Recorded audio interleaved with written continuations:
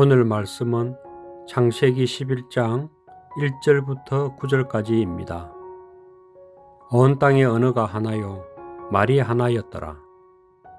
이에 그들이 동방으로 옮기다가 신할 평지를 만나 거기 거류하며 서로 말하되 자 벽돌을 만들어 견고히 굽자 하고 이에 벽돌로 돌을 대신하며 역청으로 진흙을 대신하고 또 말하되 자 성읍과 탑을 건설하여 그 탑 꼭대기를 하늘에 닿게 하여 우리 이름을 내고 온 지면에 흩어짐을 면하자 하였더니 여호와께서 사람들이 건설하는 그 성읍과 탑을 보려고 내려오셨더라.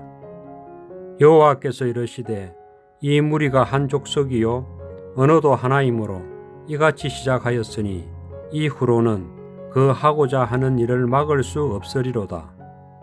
자, 우리가 내려가서 거기서 그들의 언어를 혼잡하게 하여 그들이 서로 알아듣지 못하게 하자 하시고 여호와께서 거기서 그들을 온 지면에 흩으셨으므로 그들이 그 도시를 건설하기를 거쳤더라. 그러므로 그 이름을 바벨이라 하니 이는 여호와께서 거기서 온 땅의 언어를 혼잡하게 하셨음이니라. 여호와께서 거기서 그들을 온 지면에 흩으셨더라. 아멘. 안녕하세요. How are you? Bonjour. Hola. Здравствуйте. 니하오. 몇 년 전에 그 미국의 워싱턴 포스트지는 전 세계에 사용되는 언어를 정리해서 한번 기사로 실었던 적이 있습니다. 그 기사에 따르면 현재 전 세계에는 7,102개의 언어가 사용됩니다. 그 중에 96% 그러니까 약 6,500개의 언어는 전체 인구의 3%만이 사용합니다. 사용하는 이가 1,000명도 채 되지 않는 언어가 2,000개에 달한다고 합니다. 아마도 21세기가 끝나기 전에 그렇게 적은 인원이 사용하는 언어들은 아마 사라질 것이다. 그래서 현재 사용되는 언어 중 절반 이상은 100년이 지나기 전에 사라질 것이다. 이렇게 예상을 합니다. 세계에 이렇게 다양한 언어가 생기게 된 유래, 성경에서는 오늘 본문에 나오는 바벨탑 사건의 결과라고 기록하고 있습니다. 1절에 보니 그 전까지 세상은 하나의 언어만을 사용하고 있었습니다. 사람들이 평지에 모여 높은 탑을 건축합니다. 그들이 탑을 건축하는 이유는 4절에 나옵니다. 이유가 두 가지인데 하나는 자신들의 이름을 높이기 위함이며 두 번째는 흩어짐을 면하기 위해서입니다. 그런데 이 두 가지 모두 하나님께서 싫어하시는 일입니다.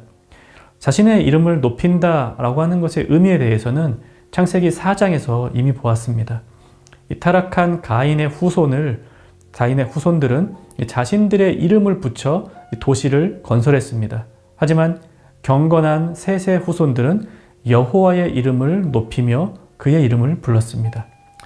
아담의 죄 역시도 하나님의 말씀이 아닌 자신의 판단의 근거에서 선악과를 먹은 것이었죠.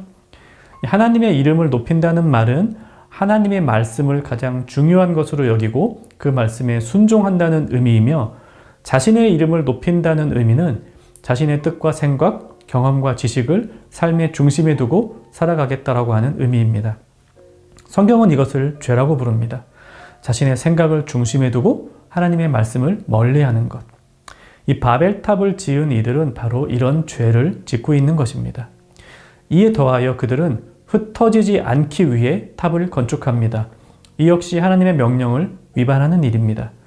하나님께서 인류에게 주셨던 명령은 생육하고 번성하여 땅에 충만하라는 것입니다.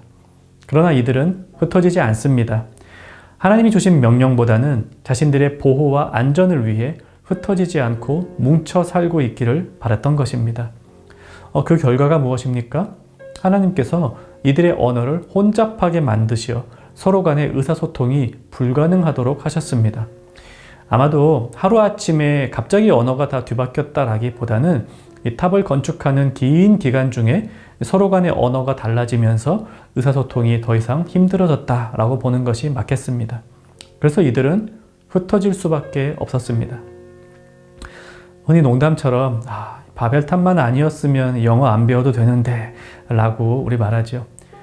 생각해보면 많은 언어가 생긴 것은 하나님의 징벌이기도 하지만 또한 타락한 인간이 스스로 하나님의 명령을 지킬 수 없게 되자 이 죄인들이 하나님의 명령을 지킬 수 있도록 하나님께서 베풀어 주신 은혜의 수단이기도 합니다. 즉, 하나님께서 언어를 혼잡하게 하셨기 때문에 인류는 어쩔 수 없이 이 동일 언어를 구사하는 사람들끼리 흩어지게 되었고 결과적으로 하나님께서 명령하신 대로 생육하고 번성하여 땅에 충만할 수 있게 되었습니다. 그렇지 않았으면 아마 계속 하나님의 명령을 어긴 채 뭉쳐서 살았겠죠. 이렇게 흩어진 민족과 언어는 나중에 그리스도께서 재림하시어 세상의 끝이 올 때에 다시금 하나로 모이게 됩니다. 그때에는 더 이상 우리가 흩어질 일이 없습니다. 그리스도를 중심으로 모여서 영원히 그분과 거하게 될 것이기 때문이죠. 한번 본문을 생각하며 이런 적용을 해봅니다. 때로는 하나님께서 우리가 원하지 않는 일들을 주십니다. 이 언어의 혼잡같이 말입니다. 시험과 환난, 질병과 고통, 사건과 사고, 갈등과 다툼. 그럴 때마다 우리는 그 일들의 안 좋은 부분만을 봅니다. 하지만 꼭 그렇지만은 않은 것이죠. 마치 언어의 혼잡을 통해 우리 스스로 할 수 없었던 땅의 충만함을 주셨듯이 우리에게 지금 안 좋아 보이는 일들을 통해서도 하나님께서는 우리의 구원을 이루어 가시며 우리를 가장 안전한 길, 바른 길, 거룩한 길로 인도하고 계십니다. 그것을 믿고 사는 사람이 하나님을 높이며 살아가는 사람입니다. 함께 우리 말씀 생각하며 기도합시다. 나의 생각과 경험과 지식이 아닌 하나님의 말씀을 중심에 두고 하나님의 이름을 높이며 살게 하소서. 또 내 눈에 보기에 안 좋은 일들도 합력하여 선을 이루시는 하나님의 계획하심 아래에서는 모두 선한 일임을 믿고 하루하루 감사하며 살게 하옵소서. 이 다양한 언어만큼이나 하나님은 우리의 다양한 개성과 환경을 통해 일하십니다.